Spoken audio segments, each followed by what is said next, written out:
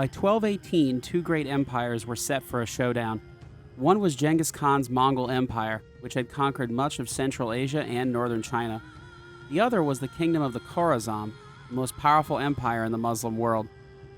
Khwarezm was a regional power that became an empire when Ala al-Din Tekish defeated Togrul III, the last great sultan of the Seljuk Empire. Khwarezm was wealthy and controlled the Silk Road to the cities of Samarkand, Bukhara, Gurganj, Khojan, Merv, and Nishapur. However, it was a kingdom torn by social tension. Although nearly everyone was Muslim, most were more loyal to their tribe than the state. Many newly conquered regions chafed under the empire's rule. Ala al-Din Muhammad II was the Shah of the Khwarezm. He was emotionally erratic, cruel, and notorious for his alcoholism and promiscuity. Regardless of his personal weaknesses, he was a highly regarded warrior and an accomplished commander. He spent nearly every year of his reign on campaign. From 1200 to 1217, he quadrupled the size of his domains. He called himself Allah's shadow on earth and styled himself the second coming of Alexander the Great. He dreamed of recreating the Persian Empire of antiquity and concentrated his efforts on conquering Iran and extending his realm to the Persian Gulf. To that end, in 1217, he tried to take Baghdad, but a blizzard prevented him from crossing the Zagros Mountains. Genghis Khan was a Mongol chieftain originally named Temujin. He distinguished himself by his mastery of steppe warfare and diplomacy. He promoted men based on merit and was able to unify the steppe tribes with the promise of great riches, and by creating a disciplined army. Genghis was charismatic, practical, and commanded the loyalty of his men. However, years of hard living as a youth scraping by on the steppe made Genghis vengeful. When his favorite grandson, Modagan, died at the siege of Bamiyan, Genghis executed every person and animal in the city. Genghis believed in terror tactics and annihilating enemy armies and leaders. Ala al-Din and Genghis came into contact with the collapse of the Qara Khitai, a Central Asian kingdom. Qara Khitai had lost a series of wars with the Khwarezm and were ruled by Kuchlug, a usurper. Kuchlug was a member of the Naimans, a mostly Christian tribe that had challenged Genghis's unification of the Mongolian tribes. Kuchlug had managed to raise an army and then seize the Qara Khitai throne, possibly with the aid of Ala al-Din. Kuchlug, however, was ruthless, untrustworthy, and was considered a superb warrior.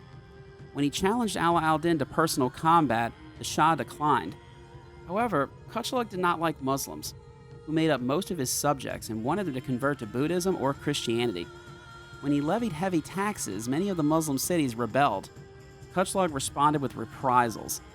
Genghis, having conquered much of northern China, sent Jebel Noyan with a small army to defeat Kuchlug. The campaign was a stunning success and ended with Kuchlug's decapitated head being paraded around Qara Khitai. With the quick conquest of Qara Khitai, it brought the Mongols in direct contact with Khwarezm. Ala al-Din, though, desired the wealthy Qara Khitai lands, believing that he alone should rule over his fellow Muslims. Ala al-Din might have felt betrayed that his fellow Muslims had readily embraced the Mongols when they instituted religious toleration. The Mongols, for their part, did not want war with the Khwarezm.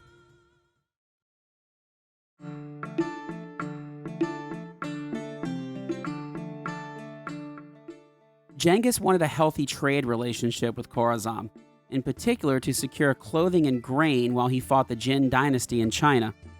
A delegation laden with gifts was sent to Ala al-Din's court. Among the offerings was a hunk of gold the size of a camel's hump. Genghis's message for the Shah was, "I am the sovereign of the sunrise, and though the sovereign of the sunset, let there be between us a fair treaty of friendship, amity, and peace, and let traders and caravans on both sides come and go." Ala al-Din, though, was enraged when he found out that Genghis addressed him as dear son, which was a subordinate position. He agreed to trade, but relations were tense. Soon after, a trade caravan made up of Muslims in Genghis's service arrived at the Khwarezm border city of Otrar. They were arrested as spies by Inalchuk, the city's commander. After some deliberation, Inalchuk massacred the trade caravan, although if he acted on his own or under orders remains unknown.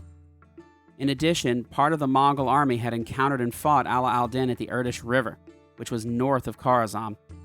Ala al-Din won only a Pyrrhic victory, but his intrusion into an area that Genghis saw as part of his sphere of influence could not have been well received. Genghis Khan reacted by sending Ibn Khafraj Bogra and 2 Mongols to meet with Ala al-Din. Khafraj was a Muslim who had previously served Khwarezm, and he seemed the perfect man to avoid war. He requested that Inalchuq be turned over for punishment. However, Inalchuq was Ala al-Din's uncle, and such a move would both upset his family and be a sign of weakness. While he could not acquiesce to Mongol demands, Ala al-Din overreacted. He had the Mongols' heads burnt off, a humiliating act in their culture. Khafraj was executed. Ala al-Din's execution of Muslims in the service of Genghis was likely a means to assert his dominance over the Muslim population. Ala al-Din saw himself as the instrument of Allah, and this action served notice to any Muslim who would fight for Genghis Khan. This likely worried the great Khan, as Islam was one of the major religions in the Mongol horde, particularly after the fall of the Qara Khitai. In addition, trade to the west was now effectively blocked by Khwarezm. Ala al-Din's action threatened Mongol unity, finances, and pride, and had to be answered. Genghis Khan was enraged when he heard of Khafraj's death. He took the bulk of his army west to crush Khwarezm. Mukhlai, one of Genghis's most trusted and intelligent commanders, remained in China to continue the war with the Jin. Mukhlai's army had few Mongols and relied mostly upon Chinese troops. Over the years, he expanded Mongol control in northern China and was noted for his restraint, as he often avoided massacring his enemies. More importantly, he prevented the Jin from capitalizing on the absence of the main Mongol horde as it rode west. For a time, Ala al-Din considered fighting the Mongol army, as he had more troops and many were veterans of previous wars. Others advised him to withdraw towards Iran and strike back after the Mongols had exhausted themselves. Instead, he decided the best way to defeat the Mongols was to garrison his armies in the cities in Transoxania and Khorasan, which were his border provinces. Ala al-Din viewed the Mongols as undisciplined murderers. He had heard reports of Mongolian cruelty in China and tales of women leaping off of buildings to avoid being raped. Ala al-Din also knew they were good at winning field battles and terrorizing their foes, but he assumed they were not capable of sustained siege warfare.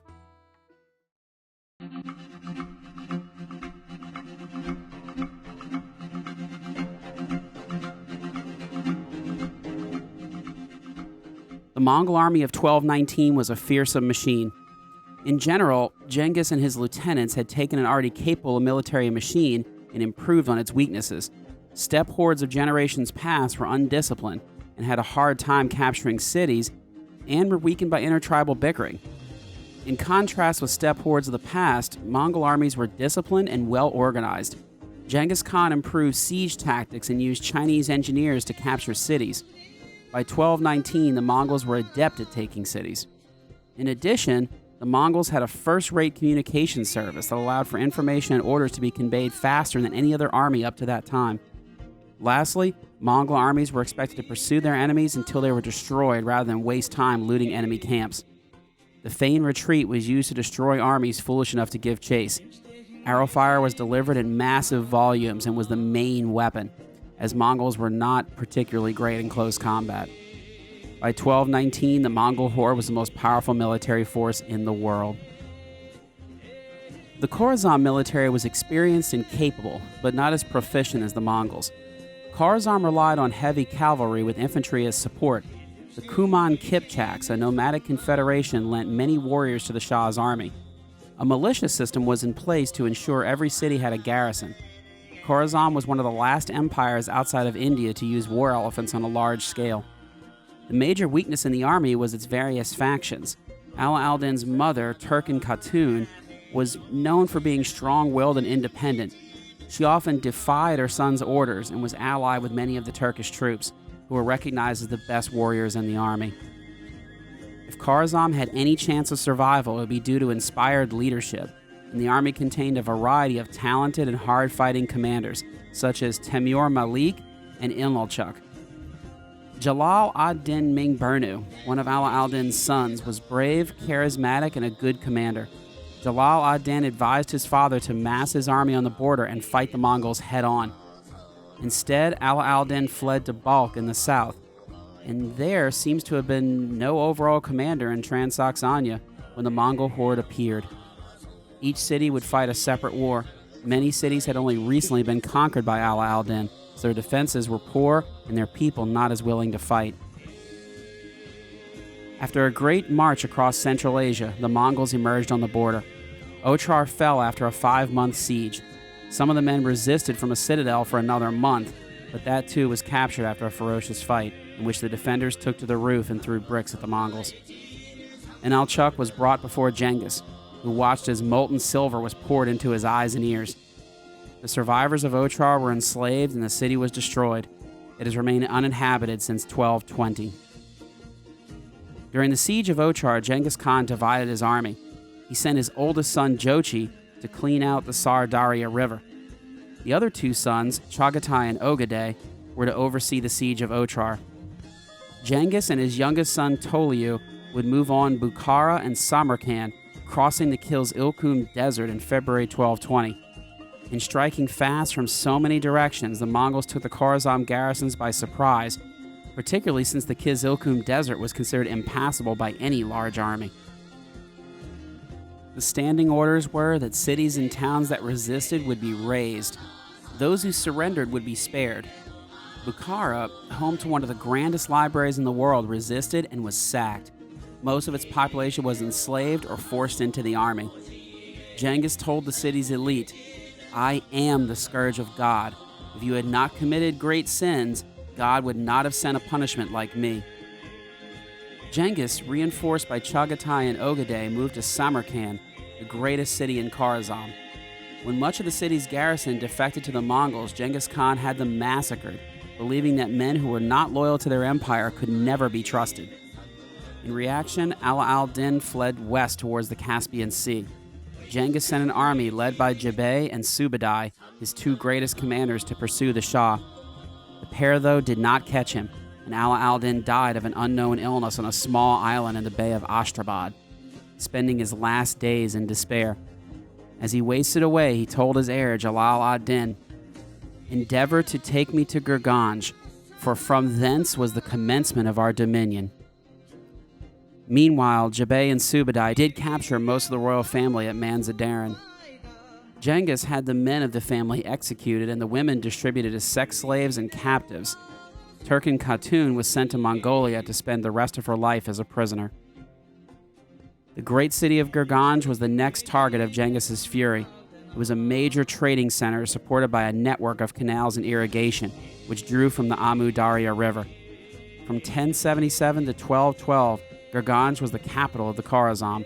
The people were loyal to Khwarezm, and therefore more willing to fight than the other cities. The army defending the city was large and among the cream of the empire. Temur Malik, who commanded troops in the area, rallied the defenders and retook Jankent, winning one of the few Khwarezm victories of the war. If Gurganj was not taken, Khwarezm might be revitalized. Jalal ad-Din came to the city, buried his father, and told the people that he was the new Shah. However, much of the Khwarezm elite preferred the weaker brother, Uzlag Shah. Jalal ad-Din, fearing for his life, fled with Temur Malik. The two best commanders in Khwarezm were gone, which did not bode well for the city. Uzlag Shah also left the city, only to be captured and decapitated by the Mongols, who paraded his head around Khwarezm. Kumar Tegan, a local commander, assumed the title of Sultan and made Gurganj his capital.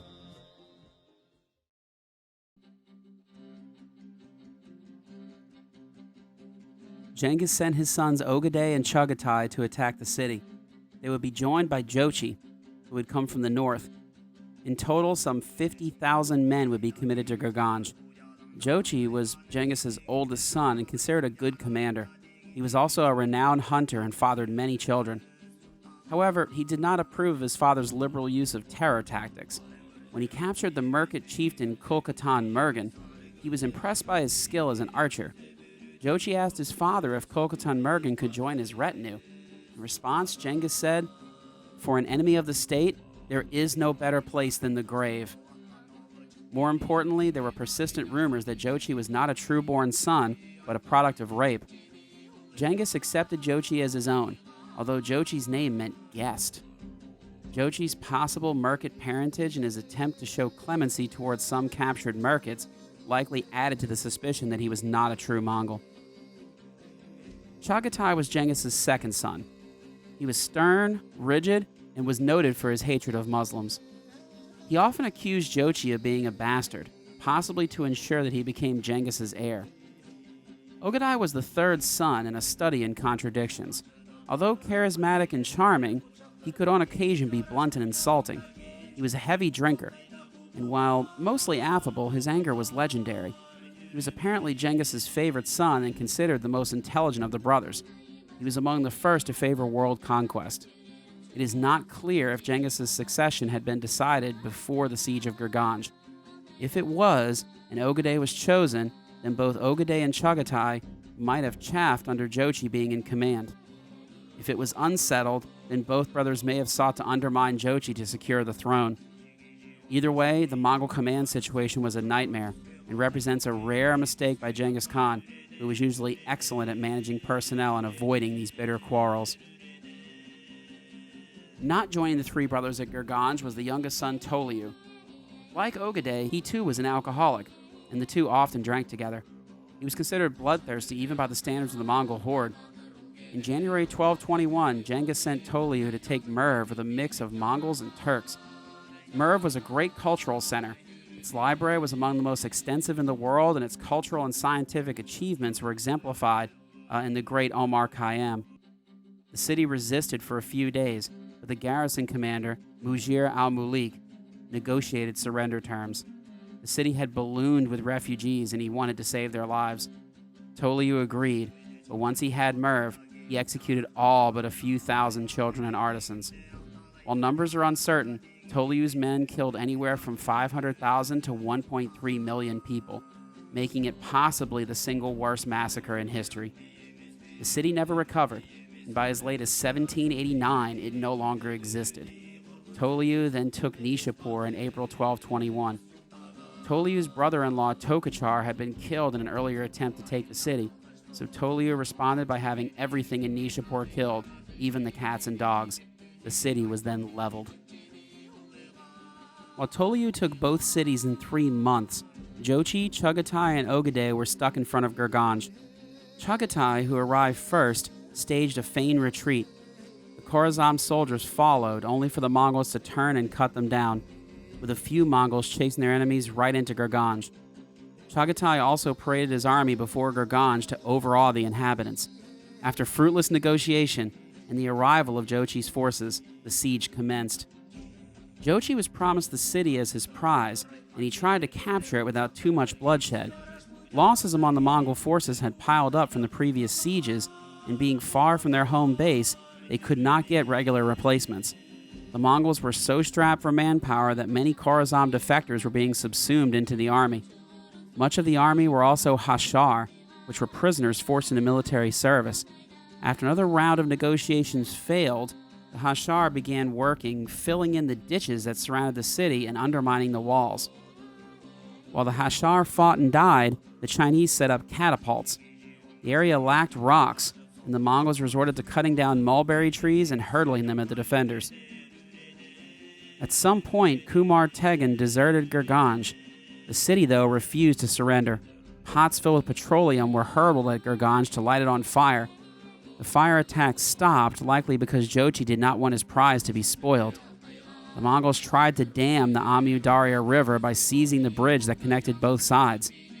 The attempt failed, with some 3,000 Mongols lost in the attack. The brothers quarreled openly, and it is unclear what happened in the Mongol high command. Some sources say Jochi remained in charge, while others state that Ogadai or even Toliu took over while Jochi went hunting. Either way, the city did fall after being stormed. The fighting was street to street and extremely bloody. When the people did surrender, they begged for clemency. It was a fool's errand. Genghis Khan made it clear that resistance would be met with fire and sword.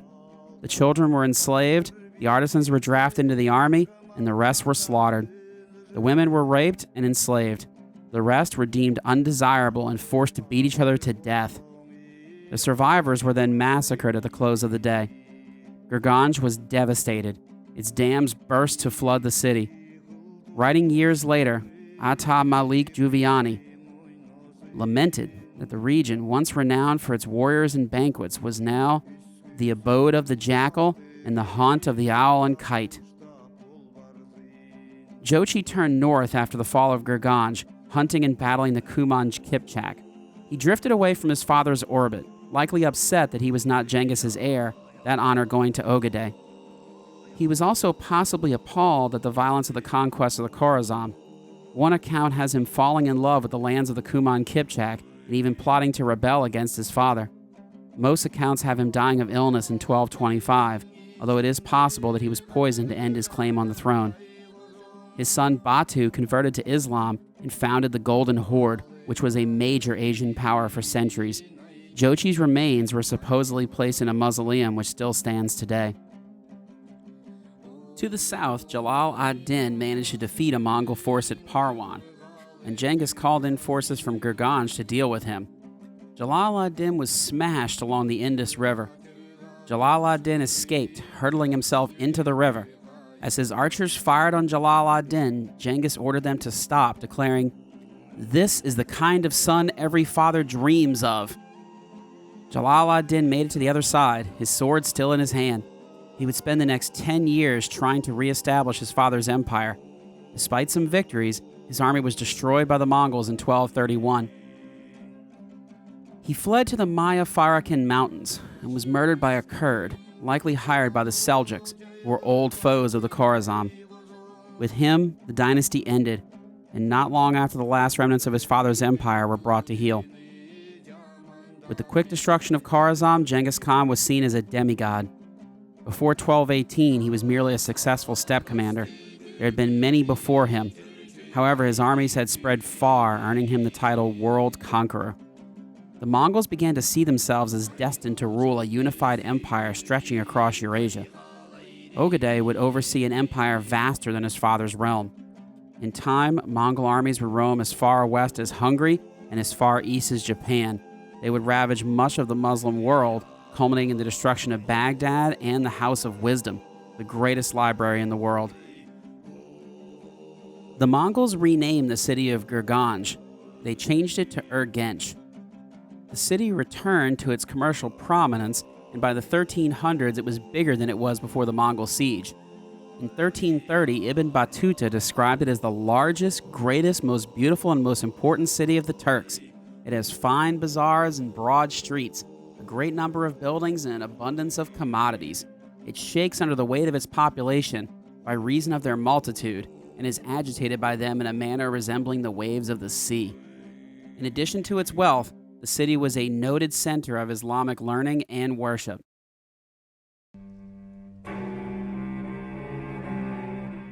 The time of renewal did not last long. Tamerlane, who strove to be the next Khan, took the city in 1379. Public buildings were destroyed, treasures were looted, and many were exiled. In 1388, Tamerlane had to recapture the city, so he had it completely destroyed. Although in 1391, Tamerlane allowed part of it to be rebuilt, he had destroyed all of the dams on the Amu Darya River, leading to an ecological collapse. Warfare in the region raged over the decades, leaving one of the wealthiest areas of the Muslim world a plain of devastation. In 1753, the Russian merchant Rukavkin called it the empty city of Urgench. Today, the area is a destination for archaeologists and tourists. Of the old city of the Khwarezm Empire, a few buildings remain, including the great mausoleum of Ala al-Din Tekish. It likely contains the remains of the Shah Ala al-Din Muhammad II and possibly Ala al-Din himself. Ala al-Din, once called Allah's shadow on earth, had seized land in Transoxania, Afghanistan, and Persia. He won nearly every battle he fought, secured the great city of Samarkand, and made it his capital. When the emissaries of Genghis Khan arrived in 1218, Shah Ala al-Din Muhammad II ruled an empire that stretched from the Sir Darya River to the Zagros and the Caucasus Mountains, and from the Hindu Kush to the Indus River to the Caspian Sea and the Persian Gulf. By 1221, that empire was no more.